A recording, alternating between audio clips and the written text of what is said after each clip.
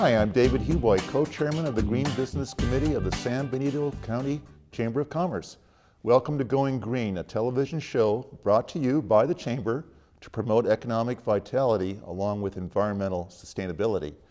To fulfill this commitment, the Chamber supports meeting present needs without compromising the ability of future generations to meet their needs. Today we will hear from Juli Hutcheson of the Committee for Green Foothills, Juli Vieira of the California Mutual Insurance Company on becoming a green certified business, and Andrea Mackenzie of the Santa Clara County Open Space Authority. Our first guest is Juli Hutcheson. Well, Juli, welcome to Going Green. Well, thank you. Thanks for having me, David. Oh, you're welcome. Appreciate you coming. You know, I saw your organization at the South County Earth Day, and that's one of the reasons we talked. There were some other environmental groups, and I found your display quite interesting. Just wanted to say that Juli is an environmental advocate, and she founded a organization called Thrive, which is a association of volunteers that with the mission of working on issues which support plans that balance the community, the economy, and the environment. So we can begin with talk a little bit about the Committee for Green Foothills, the mission and the background of this committee. Sure. The Committee for Green Foothills is a nonprofit organization. We're celebrating 50 years, and we service San Mateo and Santa Clara counties. Our mission is to protect farmland, open space, natural resources of both San Mateo and Santa Clara counties through advocacy, education, and grassroots action. Oh, great. And I know that your organization is about ready to celebrate your 50th anniversary, right? That's right. Started way back in 1959 with a concerned group of citizens just coming together opposing a proposed development for housing and light industry for about 75,000 people above this in the foothills above Stanford University. Right. And you can drive along Highway 280 now and enjoy undeveloped foothills there, courtesy of that group. Yeah. And they were led by a Pulitzer Prize writer, Wallace Stegner, who ended up founding the Committee for Green Foothills in 1962, so 3 years later, with the mission of protecting the natural environment in our area, so that against sprawl and poor planning. Great, yeah. And that development, the Stanford Industrial Park, I guess that eventually they just withdrew that application. Yes, they were successful in that the developers did finally walk away from that project, so it was never completed, it was never undertaken. Yeah. You know, Juli, when I think of the foothills, the green foothills and structures and building structures on foothills, it brings to mind the book called Ecological Design by Sim van der Ven, and one of his quotes is that, Mother Nature is the crucible of all man-made objects. So in some cases, to see in the scenic corridor, to see a structure right on top of a foothill seems a bit arrogant, I have to say. But Wallace Stegner was an interesting study in himself. He was a creative writer, professor at Stanford, and he wrote the Wilderness Letters that was urging the federal government to protect the wildlands. And he believed that the green environment and green belts within the urban environment was very important to one's spiritual health and one's well-being, yes, which I have to agree with. Yes, actually, there is a quote from Wallace Stegner that we often use that I think is reflective of what you just said, and it's, if I get this right, every natural green space that we save saves a fragment of our sanity, and therefore gives us hope, a little bit more hope that we have a future. Yeah, that's very, very interesting and intriguing in itself. Maybe you can tell us about some of your current projects that you're working on. Sure. One of the projects we've just finished up, we just completed, was a community visioning process. And we did this as part of an investigative series. And that was building on the understanding that there's a vital link between the health of South Santa Clara County landscapes and the quality of life that folks enjoy there. So we had the community give their input, their suggestions on the envisioning the future of that area. And we took those thoughts and suggestions and translated that into a map. This map is called South County Preserving the Charm, Protecting the Environment.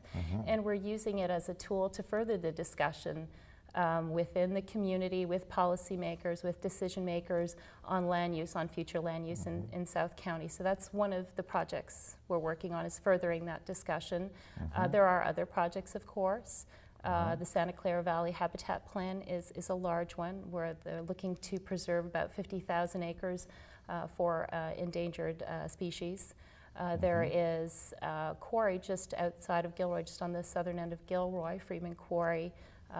So the reclamation, where we're talking about the scarring of foothills, working on reclamation plans that they're going to adopt a new one, so working to see that a proper plan gets put into place, so that when they're finished doing their mining, that those foothills are returned to their natural beauty. And then other hillside development that's going on in the county, one not far from here in Morgan Hill, called Coyote Highlands. Yeah. The visioning process, we have a similar organization called Vision San Benito that just had, well, about 4 months ago, went through a visioning process and had a pretty diverse representation of the community.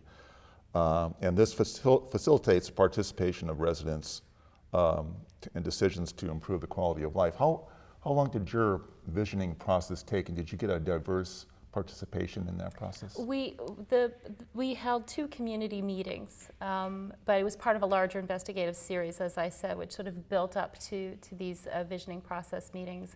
So it took place over about an 8-month to a year period. And we did reach out to different demographics within the county, within South County.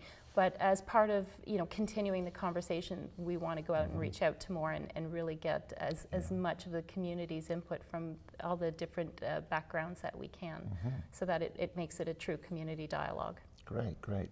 Now, getting back to the origin of the Committee for Green Foothills, 50 years ago, land was cheap, gas was cheap, and it was easy to get in the car and buy some land and build a house or build a commercial building or whatever, and that created the sprawl situation. In Hollister, we went through quite a bit of development in the 90s. We're the fastest growing county in the state of California.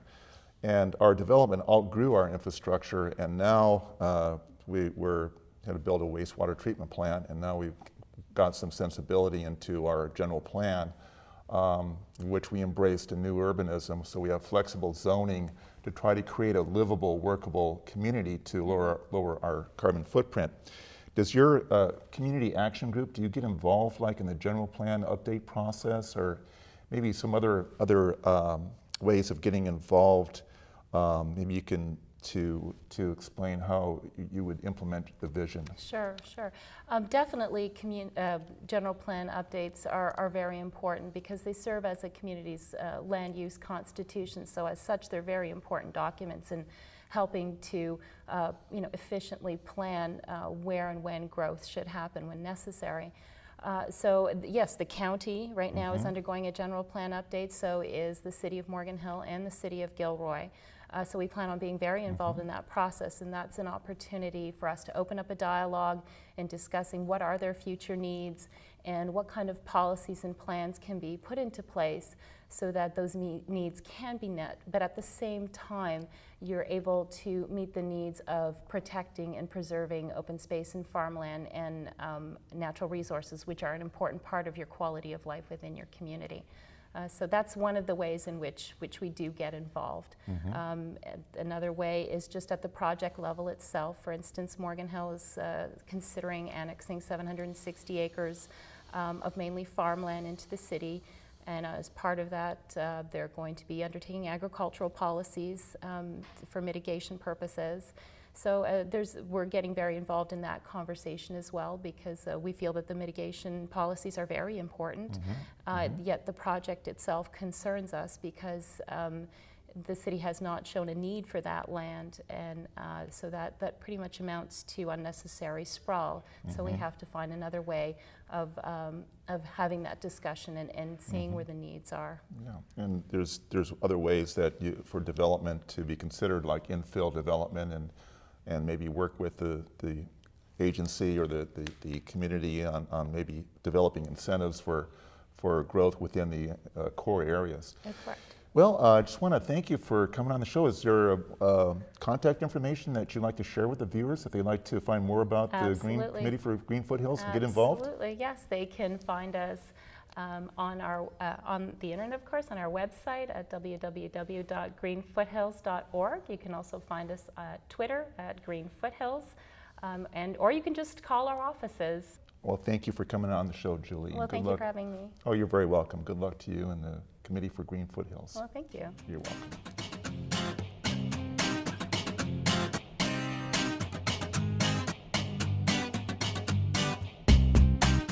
Hi, I'm Lisa Jensema, and I am with the Chamber of Commerce, San Benito County Chamber of Commerce, Green Committee.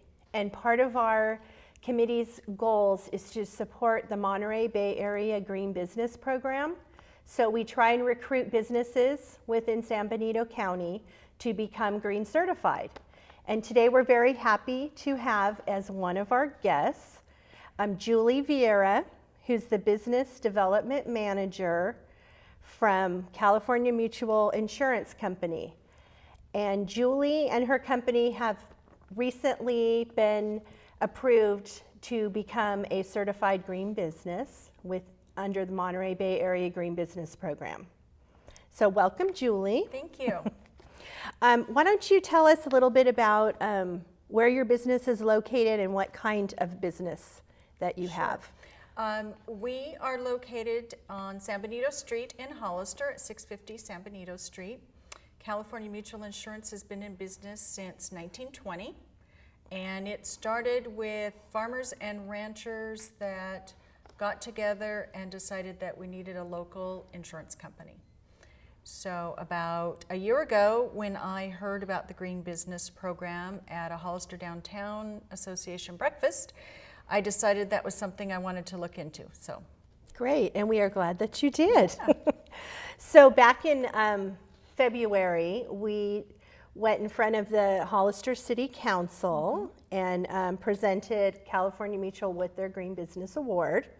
And it was neat because there was a gentleman who came with Juli to support her receiving the award, and that was Stephen Miller, your president of your company. President, yes. Yeah, and it was exciting to see his level of support, and he made an interesting comment while he was there in front of the council. He said that your company is completely paperless. We're striving to be completely paperless, yes. And he had mentioned that doing that has saved thousands of dollars. Yes. Yeah. We actually had our supplier call us and wonder if we had changed suppliers, wondering why we hadn't been ordering as much paper. And we assured them that we hadn't been changed suppliers, that we've just gone paperless on a lot of our policies, a lot of our claims, and our policyholders actually prefer receiving things email instead of in the mail because we get so much information in the mail as it is. So very true. We have cut our paper usage down by 75% in the last year. That's great. And when we were going through the certification process with your business, we also recognized that the minimum amount of paper that you do purchase is 50 to 100% recycled content, which goes above and beyond even the requirements of the Green Certification Program. Right. So that really shows, your commitment, willing to spend possibly, a little more to buy that premium type paper. We do. Yeah, that's do. great. So can you tell us what are some things that your business had to do to become certified? Well, we had PG&E come in and do their certification, and we actually had been doing a lot of the things already that qualified for the program. During the summer, we use fans instead of using our AC, unless it is a really warm day, and we do have those in Hollister. We have bottled water service delivered through Dam Soft Water. We don't buy cases of individual bottled water. So that saves on the empty containers going into the landfill. We have light switches that can be used at full capacity or half capacity. And most of our employees, I would say 95% of the time, use it at half capacity. And if we need, during the winter when it gets darker earlier, we use desk lamps. So we don't have all the lights on throughout the building. We use utensils. We don't use plastic utensils in our lunchroom and staff room. We use recyclable or reusable cups so that we're not adding paper cups and stuff to the landfill. Oh my goodness. There was a lot of things that we already were doing that we didn't have to Yeah, right. And I know change that too much. one of the areas under the certification is the pollution prevention, which is reducing the amount of chemical use by the business. Right. So I know that you had to swap out some of your cleaning products. Right. And And chose- we checked with our janitor, and they did use mostly all green products anyway, and it was kind of something that they did as a business already. And then we also do our e-cycle. For all of our recycle, our e-waste and everything, we just made a large donation to Hazel Hawkins because we are redoing our office and everything has been recycled. Office furniture, all of our computers, keyboards, everything. So we're That's really great. conscientious about doing that. That's great. So you've donated your office equipment. We have. And then you take your spent computers and other electronic Right. devices. Right. Yes. Right, and we took that to Hazel's thrift shop also because they have an e-waste that they can do there. So we've taken everything down there. That's wonderful. So what, if you had any advice for another business to, who might be considering getting certified, what would you tell them? I would tell them to go onto the website and they'd be surprised how many things they're already doing. It's not as difficult as they thought. It took me a while because I had to fit it into my schedule to get it done because it was an extra project that I took on. But you would be surprised how many things that you're already doing. And then you just have to take a couple other things and change things around and you'd be surprised how easy it is. So I would say go for it. It's something that's very easy to do. And hopefully, as a lot of businesses have, they've proven that it can save them money too. Yes. Well, just in our paper usage, it's been phenomenal. Yeah, that's wonderful. And it's nice because now the application process is all online under the Monterey Bay Area Green Business Program. It's a little bit Great. easier, Great. less Oh, paperwork. now it's easier. Of course. Yes. Now that I'm done, it's easier. Well, Julie, thank you so much for allowing us to interview you today. And again, congratulations on becoming a green business in San Benito County. And we wish you luck. And Great. Yeah, It was fun. It was very interesting, and I learned a lot for my own personal use too. So it was well worth it. wonderful. Do you want to end with giving the audience your website? Sure. We're also on Facebook, but you can contact us at www.calmutual.com. We have an 800 number that is also shown on the website, or you can call us at 831-637-5824. We do homeowners and fire dwelling and many commercial policies. So just stop by and see us or give us a call. Thank you, Julie. Great. Thank you.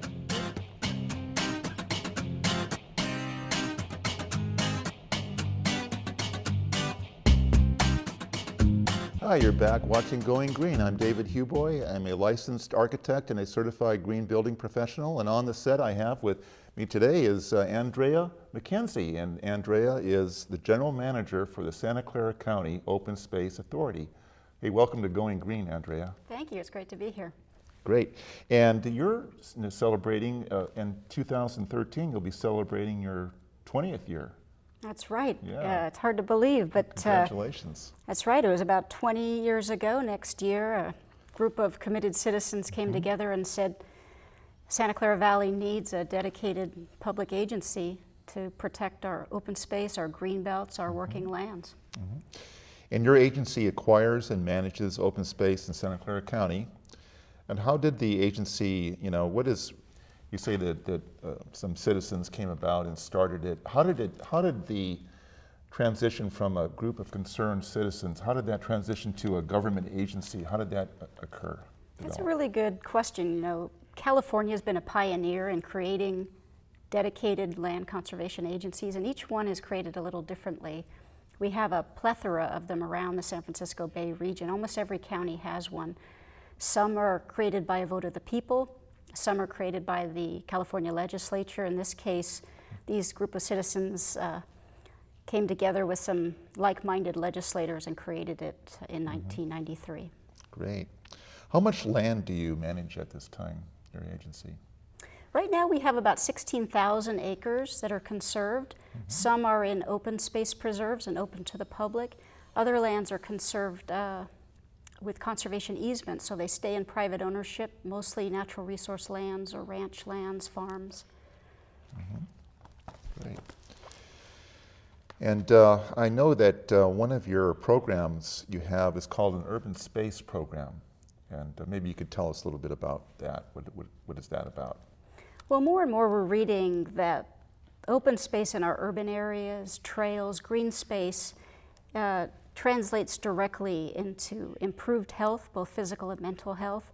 We even have doctors today writing prescriptions to get out and get into nature and go on walks. So it's a natural evolution for land conservation agencies to have an urban open space program. A lot of our taxpayers live in the cities and they can see that direct benefit. Right. So we have 5 cities that are part of our open space agency, and we provide open space in the cities. We provide money to those cities on an annual basis. In about 15 years of our program, we have about 16 projects and about $8 million spent in those cities. So people can get out and get into nature. Great. You were also at the South County, your organization was at the South County Earth Day, and I talked to Patty Eaton when I was out there, and I looked into your website and I did a little reading on your Three Creek Trails project, which was a land acquisition. I guess you combined with other parks and recreation and did a $6 million land acquisition to connect the Coyote Creek and Los Gatos Creek and one other creek area to provide these green walking trails within the urban landscape. Maybe you could tell us a little bit about that. Sure. Well, each year we work with the 5 cities in our jurisdiction on important open space projects. The Three Creeks Trail you mentioned was with the city of San Jose, and our role in that was to help acquire the old Union Pacific Railroad right-of-way that will become a future multi-use trail. So we put $3 million into that purchase. It was a $6 million purchase. And now the city of San Jose in the next year will construct that trail. So it's a really exciting project. Yeah. I see one of the reasons I know you're in Santa Clara County and we're San Benito County, we don't have the open space authority here, but we have within our area, we have a lot of potential for repairing, we have a repairing area and we have a master bike plan, but it seems that we have a lot of work to do to connect these bike paths and walking trails to provide some of the amenities that you were able to achieve with your programs. Maybe you could tell us about what you think the current trends are in conservation and land management. Well, land conservation hasn't been immune to some of the struggles we've seen across the nation. So the recession has also hit our community hard. So you see that evidenced by the proposed closure of state parks, many state parks in California. You're seeing this in backlogged projects at the city and county level to maintain open space. So these are tough times. But there's also some good news out there. We see a lot of dedicated volunteers, both in our program and across the region. So even when times are tough, People believe that the environment needs protecting. They want to roll up their sleeves and get involved. Yeah, So there's a commonality with volunteers that started your group and the one with the Committee for Green Foothills. that's right. So with this, the bleak economy and parks closing and all that, what do you think what do you see in the future for open space in Santa Clara County? Well, I see a lot of things. I mean, at the top of the list is Santa Clara County is the fastest growing county in the Bay region and will continue to be so. So particularly in South County and Morgan Hill and Gilroy, we'll see a lot of population growth there in the future. So we have to be really thoughtful about where we grow, the kinds of lands we protect, and be thoughtful about the kind of mechanisms we're going to use to protect those lands. And so now's the time. We're still in this tail end of this recession to be having these thoughtful conversations about how we grow in the future. But there are a lot of encouraging trends there. I see a lot more interest in urban open space and trails within our cities. We're seeing tremendous interest on the part of our residents on where their food comes from. They want to see local farmlands protected and know that they're bringing healthy food home to their families. We're seeing greater interest in farmland preservation and in watershed protection. And we're seeing, and I think this is a result of some of the recession, is more creative, more efficient and collaborative efforts. So you'll see now open space districts working with resource conservation districts, working with water agencies, all realizing that these are not separate issues. Public health, clean water, access to recreation, where our food comes. It's all connected. Yeah, right. And it's time we really started planning that way and funding these projects that way. I really want to thank you for coming on the show. Is there a website information you'd like to share with our viewers so they can find out more about your organization? Thanks. We're at www.openspaceauthority.org, and we are also on Facebook now, and you can find that address on our website. And please come to our website, check us out, come to some of our open space preserves. I think you'll find they're some of the best managed, perhaps in the United States. We're very proud of them. Great. Well, I want to thank you for coming on, and I commend you for all that good work that you're doing with the Open Space Authority, and best of luck to you and the Open Space Authority in the future. Thank you, David. You're welcome.